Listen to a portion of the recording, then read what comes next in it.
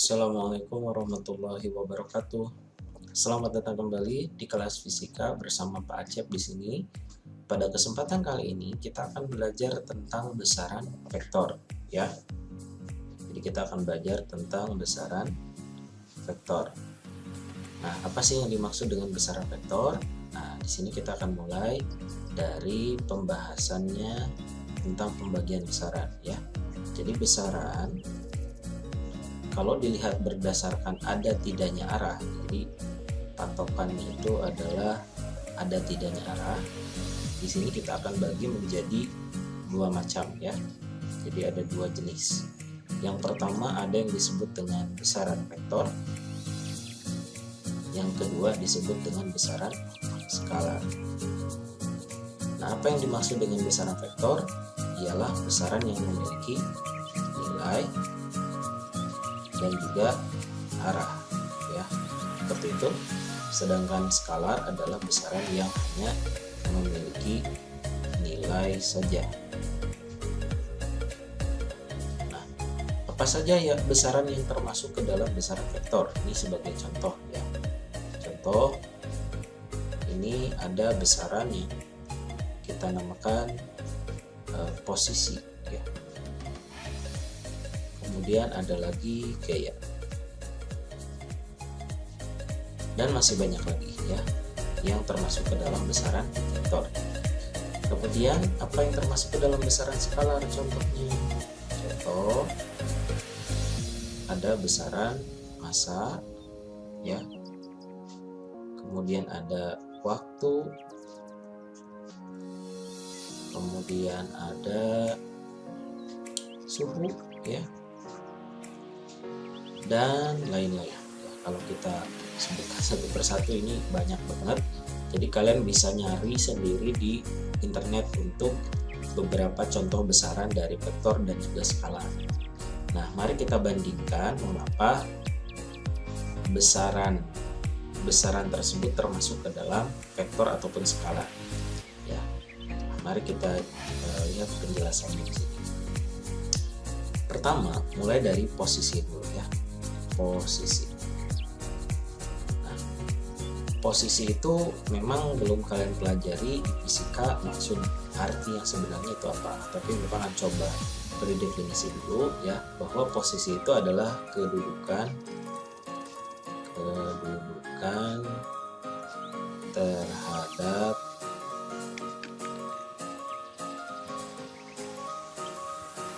suatu acuan, ya. Tuh.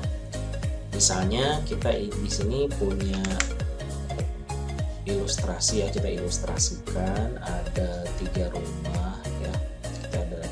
Misalnya kita punya 3 rumah di sini.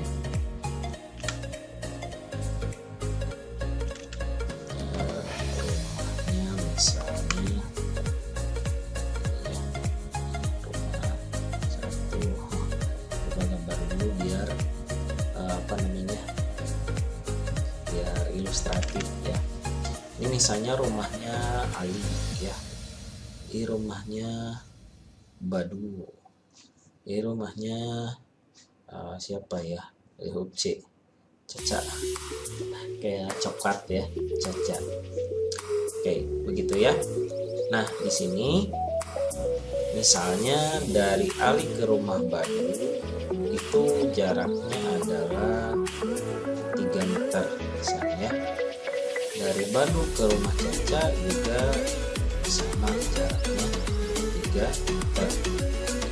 Nah, misalnya di sini kita akan beri arah mata angin, ya, yang biar jelas, ya. Biasanya kalau mata angin itu ke atas gitu, ya. Mana ke atas itu adalah utara, ya. Jadi ke sana itu adalah barat, gitu kan, ya. Utara, ini barat. Nah, di sini misalnya kita ingin menyebutkan posisi rumah Ali. Nah, kita nanya misalnya posisi rumah Ali. manakah posisi rumah Ali? Berarti kita bisa mengatakan 3 meter di 3 meter di barat Badu ya, atau rumah Badu. 3 meter di barat rumah Badu. Nah, di sini coba kita lihat bahwa kalau kita menyebutkan 3 meter dari rumah Badu, misalnya dari rumah Badu saja, maka kita bisa punya dua posisi yang sama. Yang pertama rumah Ali itu, yang kedua rumah Cika. Nah, keduanya itu sama-sama 3 meter dari rumah Badu. Nah, makanya di sini posisi itu termasuk ke dalam besaran vektor karena arah di sini sangat menentukan. Jadi kalau di sini sebutkan arahnya kemana? Di barat, berarti maksudnya ke barat ya. Berarti 3 meter ke barat dari rumah Badu atau 3 meter di barat rumah Badu. Nah, ini kan tidak ada lagi selain rumah Ali. Berarti sudah jelas bahwa di sini arahnya adalah ke sebelah barat. Jadi di sini 3 meter ini adalah nilainya ya, begitu. Sedangkan barat di sini sebagai arahnya ya. Nah, nilai dan arah. Terus rumah Badu apa? Nah, ini mah memang khusus untuk pelajaran atau materi tentang posisi ini yang disebut dengan acuan. Ini di sini acuannya. Jadi kalau menentukan posisi itu pasti ada acuan. Kita lebih banyak bahas tentang ini di bab tata gerakan. Nah, kemudian satu contoh lagi misalnya tentang gaya ya. Oke. Why gaya termasuk besaran pertama, ini besaran kedua. Nah, besaran kedua yang merupakan contoh vektor ya. Kita kasih dulu tentang vektor ya. Nah, jadi kalau gaya kenapa bisa dikatakan vektor adalah seperti ini. Misalnya kita punya sebuah balok gitu ya, balok dia berada di ngapung ya. Nah, ini kita pasin aja. Nah, ini misalnya kita punya balok gitu ya, ada dua, misalnya baloknya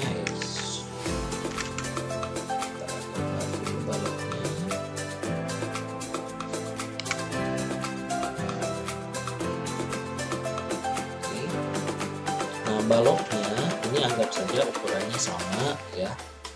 Kemudian balok tersebut misalnya kita beri gaya ya.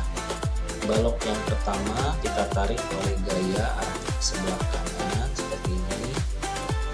Sedangkan balok yang kedua kita tarik oleh gaya arah ke sebelah kiri.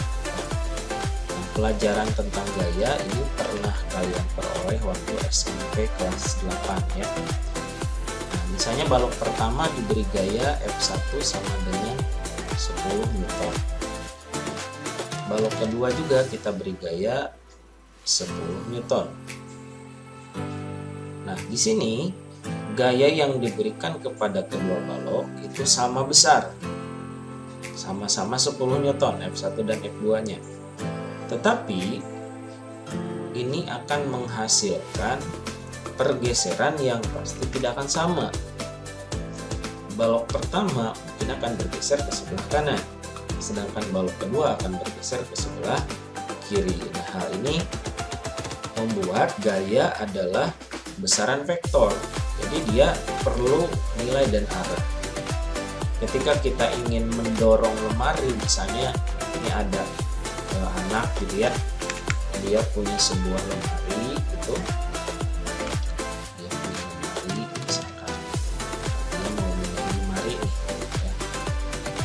Misalnya ini pintu misalnya ini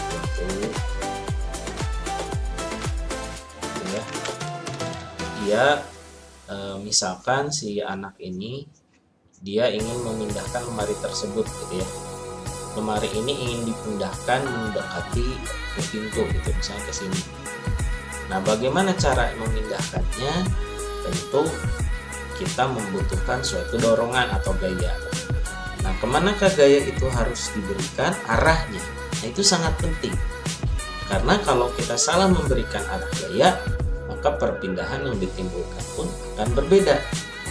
Anak ini memberikan gaya pada lemari, itu harus benar arahnya. Nah, misalnya, bagaimana kalau misalkan anak ini mendorong lemari tersebut ke sini misalkan ya. Nah, kira-kira dia bisa nggak memindahkan lemari itu mendekati pintu? Nah, tentu itu kan nggak bisa gitu ya.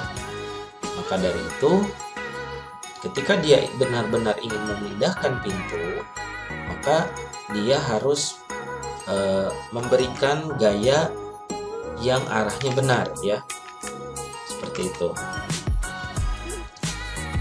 Jadi dia harus benar, arahnya harus ke sana gitu kan. Nah, ini F-nya gitu. Itulah contoh dari besaran gaya yang memang dia termasuk ke dalam besaran vektor ya. Oke, sekarang kita coba masuk ke besaran skalar ya. Nah, kita contoh sekarang besaran skalar ya. Nah, tadi yang dicontohkan pertama adalah tentang massa ya. Oke, massa.